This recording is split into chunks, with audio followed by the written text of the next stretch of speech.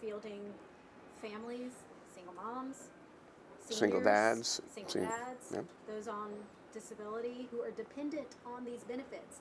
They get wiped clean, maybe not once, but twice, 3 times.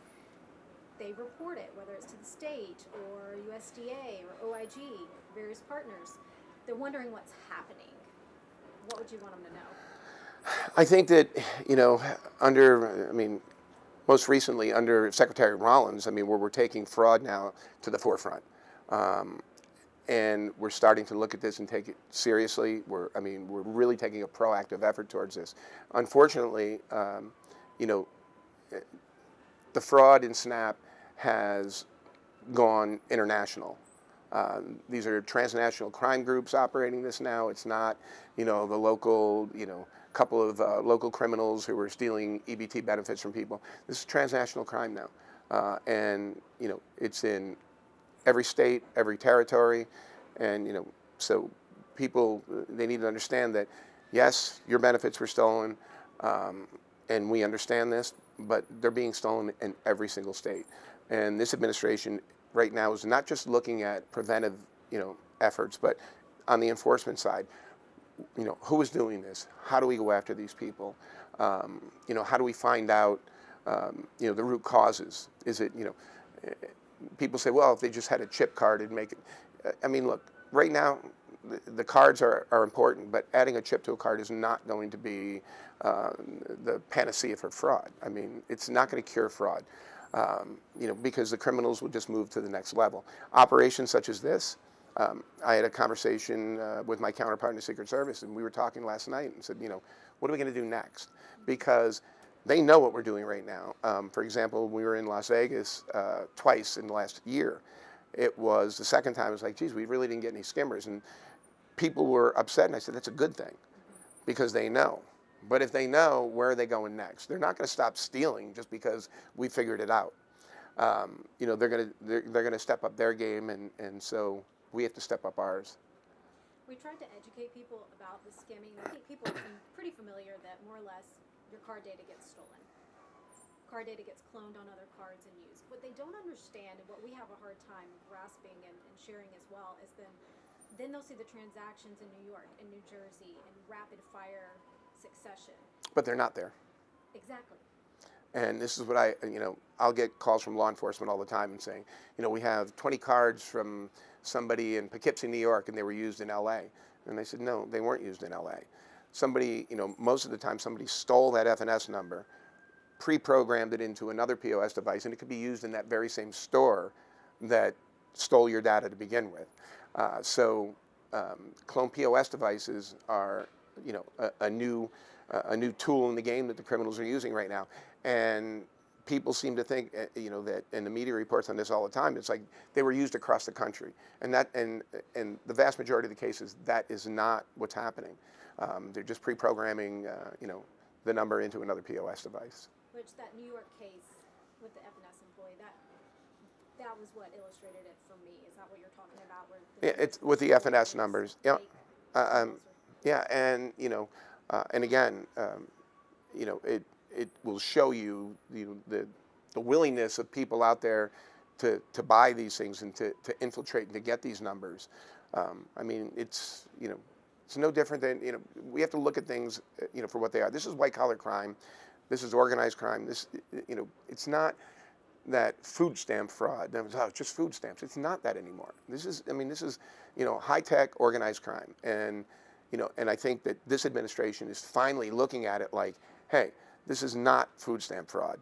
This is white collar transnational crime, and and we're being tasked to do something about it. And I think efforts like this are extremely important. And I think, as my Secret Service counterpart said, it's not about going out there, this week and going after the bad guys, so to speak. It's going out there educating the public. Hey, we're out there.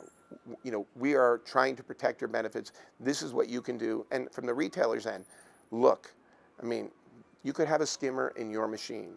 Here's what to look for. Here's what to do if you find one. And we're seeing more people that are actually checking their devices and calling us and saying, hey, I think I have a skimmer here. And we never had that level of participation before, so it's important.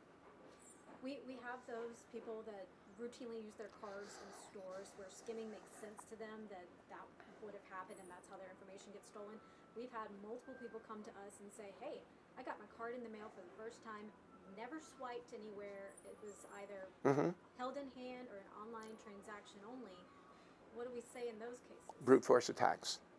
So, I mean, as I said, the criminals aren't waiting, for us to catch up with them. Their game evolves continuously. Now we're seeing a lot of brute force attacks, the use of bots, machine learning, AI.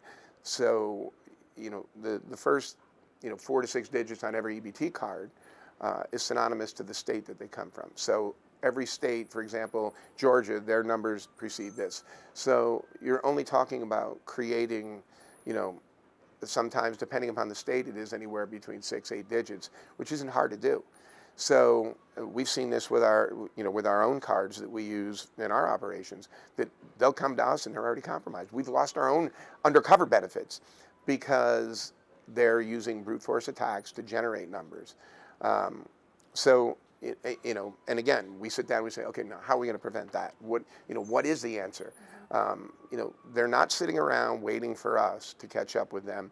They're constantly evolving. And I think, and again, I've been here 13 years now, and I've never seen a more proactive effort to not just combat and go after fraud, but to look at the root causes. I mean, playing whack-a-mole, you're never going to win. But this administration, they're really trying to figure out, okay, we get it, we're being ripped off. Where does it stem from? How is it being done, and what can we do, to at least stay one step behind these criminals? And I think that's extremely important. And we've never done, operations like this, and we've stepped up these. And I think that public awareness, letting people know this is what you need to look for. Retailers, clients, recipients, when your numbers are compromised, some people don't report. They just, they know they're not going to get their benefits back, and but you have to report it. You have to tell somebody, because, we may not know that there's a rash of EBT thefts in Fulton County, because, maybe 1 or 2 people report, but yet there could be 200 people who had their benefits stolen. So we need to know. We being OIG, the state, everybody. I mean, local police. Call the local police. My team. I mean, we have people in every state. I have investigators in every state in the country. We continue to reach out, to our state and local partners. And one of the things I said to some of my team that are here, make sure that you reach out to the state and local people. Our federal partners know us. We travel with them, but the state and local people are the ones that we're trying to reach. They're the ones that, and I get it. There's a lot of crime in a lot of cities that they don't look at this as if sometimes, well, it's not the most important thing. I get that. But when you think about, as you were saying, a mom or a dad and some kids going without food for a month, I mean, that's a crime. And it's, and it takes its toll on people. And so that's what we're trying to do. We're trying to, to at least offset what we can right now. Do those personal stories, do they make their way to you? Yeah, they do. And I think that, and my team, they'll call me and say, hey, look, I got this, and I know it's not the biggest thing, but, can we do something here? Can we, and we try and do what we can, but again, it's happening everywhere right now, and it's, we're busy, but, it's a bad busy, but it's a good busy. I mean, it's the effort, I think, right now, and I think that, Secretary Rollins has made it her #1 issue is to combat fraud, which, my people love hearing that, because it gives them more, more initiative to go out and do something, because they have the support and, and the backing of the people at the top, which is good. So you said report it if it happens to you. Anything else that people can do? You said chips aren't the answer necessarily. No, I mean, it's one of, many efforts. Tap and pay. I mean, states are experimenting and going to different things right now. I like to tell people you're never going to prevent fraud. You can prevent a certain kind of fraud, but criminals evolve. And it's, somebody said to me one time, it's like, well, you can prevent fraud. And I asked, who prevents fraud? You prevent a certain type of fraud until they figured it out, and then they've created something different. We can mitigate our losses. We can, try and stay a step or two behind. And I think when you keep criminals on their toes is when they slip up. And then once you start making some arrests and some bigger cases, it makes some of them think twice, do I really want to get involved in this? And I think that's what these efforts do. They let people know that, we're here and we're not going away. And I think that's the message that, that this administration has been sending across the country. We do one of these, a month unannounced in any city that, that we decide we're going to go to next. So it lets people know. And I think we're seeing a positive impact. So. California bust was big. The New York indictment was significant too, 60 million. I know you can't reveal what's coming down the pipeline, but is there more big things like that we should be watching out for to come?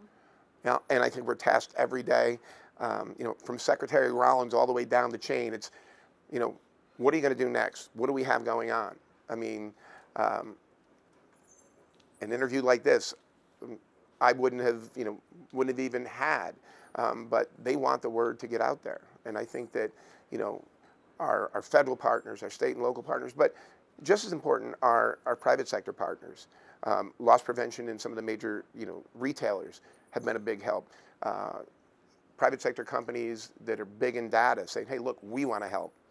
And, and it's nice because they're not trying to just sell us something. They're actually engaged with us. They're actually coming to some of these events and they're engaging, saying, we want to help. And I think that's big. That's never happened before. So. Any final words to people who've lost the funds or taxpayers who are watching this money? Yeah, report it.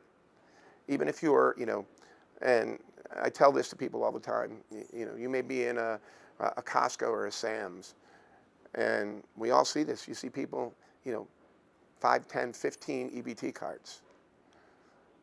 You don't have to leave your name or anything. Call up and say, hey, this Costco, there's people running through these lines with 15 or 20 EBT cards. That's not normal. It's something that maybe it isn't anything, maybe it is, but we'll look into it.